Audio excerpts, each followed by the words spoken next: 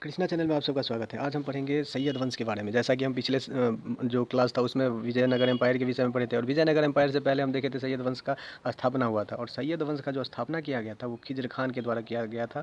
और खिज्र खान के द्वारा कैसे किया गया, तो सबसे पहले तैमूरलंग का आक्रमण होता है और नसीरुद्दीन महमूद पर, जो तुगलक वंश का लास्ट रूलर था, और नसीरुद्दीन महमूद को हरा देता है। फिर खिज्र खान को यहाँ छोड़ जाता है तैमूरलंग, और खिज्र खान क्या करता है, तो टैक्स कलेक्ट करके नसीरुद्दीन महमूद से सारा टैक्स वो तैमूरलंग को भेजता है। लेकिन फिर क्या होता है, तो 1413 ईस्वी में 1413 ईस्वी में नसीरुद्दीन महमूद का मौत हो जाता है। फिर 1413 ईस्वी में दौलत खान आकर बैठ जाता है सत्ता पर। लेकिन ये बात इसको खिज्र खान को पसंद नहीं आता, और खिज्र खान क्या करता है, इसको हरा देता है, परास्त कर देता है। और 1414 ईस्वी में फिर एक नया वंश का स्थापना करता है, जिसको सैयद वंश के नाम से जाना जाता है। अब सैयद वंश का जो कार्यकाल था वो 37 ईयर के लिए था। तो सैयद वंश का स्थापना किसके द्वारा हुआ? खिज्र खान के द्वारा हुआ। कितने से कितने वर्ष तक खिज्र खान का शासनकाल चला था? तो 7 वर्ष चला था, 1414 ईस्वी से 1421 ईस्वी तक। अब फिर देखेंगे ये पहला शिया मुस्लिम था। इससे पहले जितना भी सुल्तान बना था दिल्ली सल्तनत में, सब क्या था, तो सुन्नी मुस्लिम था। लेकिन ये पहला ऐसा वंश था, पहला ऐसा डायनेस्टी था जो सुन्नी मुस्लिम के द्वारा दिल्ली साम्राज्य में शासक बना था। अब देखेंगे जैसे ये अपने आप को सुल्तान घोषित नहीं किया। जो भी शासक बनता था सब अपने आप को क्या करता था, सुल्तान का उपाधि लेता था, टाइटल लेता था। लेकिन ये सुल्तान का टाइटल नहीं लेकर के ये खुद को जो है रैयत आला का टाइटल लिया था। रैयत आला के नाम से जाना जाता था। और ये खुद को जो वंशज है वंशज मानते थे, जैसे पैगंबर मोहम्मद का वंशज मानते थे, ऐसा इनका खुद का कहना था। और 1421 ईस्वी में इसका डेथ हो गया अब खिज्र खान का। तो खिज्र खान का जो बेटा था मुबारक शाह, वो फिर सत्ता में आया 1421 ईस्वी से 1434 ईस्वी तक रहा, मतलब 13 साल शासनकाल में रहा था ये। उसके बाद देखेंगे मुबारक शाह का नाम क्या था, ओरिजिनल नेम। तो ओरिजिनल नेम तो इसका था मुबारक खान, लेकिन ये टाइटल लिया था शाह का, तो मुबारक शाह के नाम से फिर जाना गया। और ये 1421 ईस्वी में मर गया था और डेथ हो गया इसका। और लेकिन इसके द्वारा जो एक काम किया गया था, वो जितना विद्रोह हुआ था, रिवेलियन भी कहते हैं, रिवोल्ट भी कहते हैं विद्रोह को, तो भटिंडा और दोआब और भटिंडा पंजाब में जितना रिवोल्ट हुआ ये दबा दिया था। और फिर मुबारक शाह का भतीजा मोहम्मद शाह, मतलब ग्रैंड सन हुआ खिज्र खान का, तो वो मोहम्मद शाह फिर सत्ता में आया। तो बहलोल लोदी इसके समय में गवर्नर हुआ करता था लाहौर और सरहिंद का। तो लाहौर सरहिंद का तो गवर्नर हुआ करता था। लेकिन क्या हुआ, तो एक बार मालवा के मोहम्मद खलजी के विरुद्ध जब युद्ध हुआ था, तो बहलोल लोदी ने बहुत ही मदद किया था मोहम्मद शाह का। तो इसलिए मोहम्मद शाह बहलोल लोदी पे बहुत ज़्यादा ही प्रसन्न हो गया, बहुत ज़्यादा प्रसन्न हो गया। तो फिर इसको एक पहले तो टाइटल दिया बहलोल लोदी को। तो बहलोल लोदी को कौन सा टाइटल दिया गया, तो खाने खाना का टाइटल दिया गया। किसके द्वारा, तो मोहम्मद शाह के द्वारा। और इतना ही नहीं, जब ये टाइटल तो दिया ही, और उसको बहलोल लोदी को अपना सन भी घोषित कर दिया। अब इसका तो मोहम्मद शाह का मृत्यु हो जाता है 1445 ईस्वी में, लेकिन इसका जो रियल सन होता है वो रहता है अलाउद्दीन आलम शाह। तो अब इसके मृत्यु के पश्चात अलाउद्दीन आलम शाह सत्ता पे आता है। तब ये बात बुरा लगता है किसको, बहलोल लोदी को, क्योंकि इसको भी तो बेटा माना रहता है वो। तो ये सोचता है कि मैं ही सत्ता, मुझे मिलना चाहिए। तो इस वजह से अब क्या होता है, तो आलम शाह सत्ता पे तो आ गया अलाउद्दीन आलम शाह, लेकिन वो 1445 से 51 तक ही रहा, 6 साल ही रह पाया। और 6 साल में ही इसको क्या किया गया, तो बहलोल लोदी ने उखाड़ के फेंक दिया। लास्ट रूलर था यही अलाउद्दीन आलम शाह सैयद वंश का। और फिर इसके बाद बहलोल लोदी ने एक नया वंश का स्थापना किया, लोदी डायनेस्टी के नाम से जाना गया। तो लोदी डायनेस्टी जो चला था वो 1451 से 1526 ईस्वी तक चला था लोदी वंश। और उसके बाद लोदी वंश के बाद मुग़ल साम्राज्य का शुरू होता है बाबर के द्वारा। और ये हम देखेंगे बाद में, पहले हम लोदी वंश के विषय में देख लेते हैं। तो जैसे 1451 ईस्वी से 1526 ईस्वी तक लोदी वंश चला था, तो इतना लंबा समय तक चला। तो ये पहला जो सबसे लंबा समय तक चला था वो तुगलक वंश चला था, और ये दूसरा सबसे लंबा चलने वाला वंश बना लोदी वंश। और फिर इसका संस्थापक कौन था, तो संस्थापक बहलोल लोदी था। और पहला अफ़गानी था जो दिल्ली सल्तनत में अपना या सत्ता पे बैठा था, तो वो पहला अफ़गानिस्तान का ये था, अफ़गानी था जो दिल्ली सल्तनत में शासक बना। अब देखेंगे कि इसका जो फाउंडर था तो बहलोल लोदी था। ये बहलोल लोदी से कितने साल तक शासन किया था, तो 51 से 89 तक शासन किया था ये, 51 टू 89 तक। अब इसके बाद देखेंगे कि कॉन्कर्ड मतलब अधिकार अतिक्रमण कर लिया जौनपुर को और दिल्ली साम्राज्य में मिला लिया, तो ये भी हुआ। फिर उसके बाद बहलोल लोदी के द्वारा बहुत सारा कॉइन चलाया गया उसी के नाम पे, बहलोली कॉइन के नाम पे, मतलब उसी के नाम पे बहुत सारा कॉइन चलाया इसने।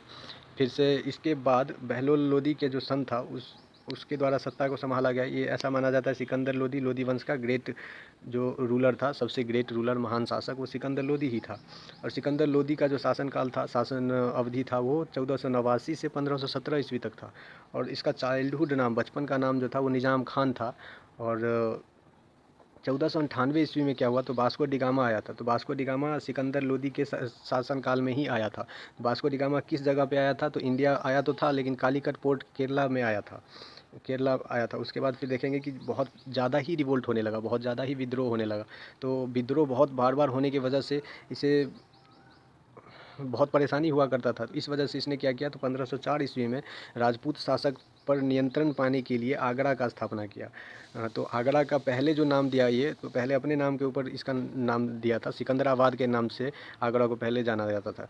फिर आगरा कहाँ पे है, तो यमुना नदी के किनारे है। और सबसे पहले सिकंदराबाद के नाम से इसने स्थापना किया था। अब देखेंगे कि बादलगढ़ फोर्ट के विषय में क्वेश्चन आता है कि किसके द्वारा निर्माण किया गया था। तो बादलगढ़ फोर्ट जो है वो बादल सिंह के द्वारा निर्माण करवाया गया था आगरा में, लेकिन सिकंदर शाह लोदी जो है इस पर अतिक्रमण कर लिया था। और फिर इसने, सिकंदर लोदी ने ज़मीन को मापने के लिए गजे सिकंदरी का भी चलन लाया। और गजे सिकंदरी मतलब 30 इंच का एक गज होता था। और फिर इसने ज्वालामुखी टेम्पल था उसका नष्ट कर दिया, उसको विनाश कर दिया, तोड़ फोड़ कर दिया। फिर जो है चार्ज लगा दिया, और किस किस पे, तो जजिया चार्ज लगा दिया था हिंदू पे, और पिलग्रिम टैक्स मतलब तीर्थ यात्रा कर जो होता है वो भी लगा दिया था। और उसके बाद इसके जो, ये एक राइटर था, सिकंदर लोदी राइटर हुआ करता था। तो सिकंदर लोदी के पेन का नाम पूछ देता है, ये बहुत इंपॉर्टेंट क्वेश्चन है, बहुत बार क्वेश्चन आ चुका है एग्जाम में। तो उसके पेन का नाम गुलरुखी था, तो उसके पेन का नाम पूछ दिया जाता है कि क्या था, तो गुलरुखी उसका आंसर होगा। तो ये ध्यान में रखना पड़ता है। अब जैसे वो कुतुब मीनार को भी मरम्मत कराया था। फिर ही रोट अ बुक, कौन सा बुक लिखा था वो, तो लहजत ए सिकंदरी के नाम से जाना जाता है। लेकिन ये बुक लिखा नहीं गया था, इसको ट्रांसलेट किया गया था, लेकिन किताब जो लिखा गया था वो लहजत ए सिकंदरी के नाम से जाना जाता है। लहजत ए सिकंदरी के नाम से जाना जाता है। तो वो बुक लिखा गया था। और संस्कृत आयुर्वेदिक मेडिसिन का एक बुक था, पर जिसको पर्शियन में मतलब अनुवाद किया गया, उसको नाम दिया गया था फरहान ए सिकंदरी। लेकिन उसके द्वारा जो बुक लिखा गया था वो लहजत ए सिकंदरी था। ये फरहांग नहीं होगा, यहाँ पे लहजत होगा, लहजत ए सिकंदरी। उसके बाद हम देखेंगे जैसे ही बिल्ट हिज फादर्स टॉम्ब, अपने पिता का मकबरा बनाया, मतलब बहलोल लोदी का मकबरा बनाया दिल्ली में। और फिर इसकी मृत्यु हो जाता है। क्यों मृत्यु हो जाता है, तो ये बीमार पड़ जाता है, इसके गले में कैंसर हो जाता है, जिसकी वजह से ये 1517 ईस्वी में इसका मृत्यु हो जाता है। अब देखेंगे इब्राहिम लोदी, इसका जो बेटा है वो सत्ता में आता है, और 1517 से 1526 ईस्वी तक ये शासनकाल में रहता है। और इसको जो है इब्राहिम शाह का टाइटल लिया खुद से। और ये एक बार राणा सांगा से युद्ध हार गया था। राणा सांगा मेवाड़ का शासक था, जिससे ये युद्ध हार चुका था एक बार। तो कौन सा युद्ध हारा था राणा सांगा से, तो 1517 ईस्वी में एक बैटल ऑफ घटोली या खटोली के नाम से जाना जाता है, जो युद्ध हार गया था इब्राहिम लोदी राणा सांगा से। तो राणा सांगा का जो रियल नाम था वो संग्राम सिंह के नाम से जाना जाता था। और 1519 ईस्वी में क्या हुआ, तो बाबर इंडिया में आया, इंडिया में घुसपैठ करके फिर जो है काबुल से आया था, अफ़गानिस्तान के कंधार या काबुल से आया था। और फिर 1519 ईस्वी में आया, और 1526 ईस्वी में एक युद्ध हुआ, बैटल ऑफ पानीपत के नाम से जाना जाता है, पानीपत का प्रथम युद्ध के नाम से।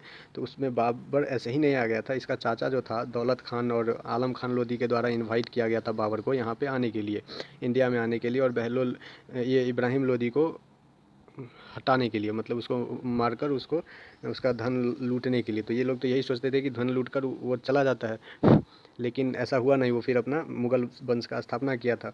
तो पंजाब में उस टाइम दौलत खान लोदी था ये गवर्नर, और दिल्ली का गवर्नर था आलम खान लोदी। तो यही दोनों मिलकर ये बाबर को इनवाइट किया गया था इनके द्वारा। फिर 1526 ईस्वी में क्या हुआ, तो 1526 ईस्वी में युद्ध की मैदान में ही बाबर के द्वारा इब्राहिम लोदी को मार दिया जाता है। इब्राहिम लोदी को युद्ध के मैदान में ही मारकर फिर दिल्ली सल्तनत का यहाँ पे ख़त्म हो जाता है, और मुग़ल वंश शुरू होता है। तो आगे हम फिर मुग़ल वंश के बारे में पढ़ेंगे, मुग़ल साम्राज्य के बारे में पढ़ेंगे। थैंक यू, वीडियो देखने के लिए बहुत बहुत धन्यवाद।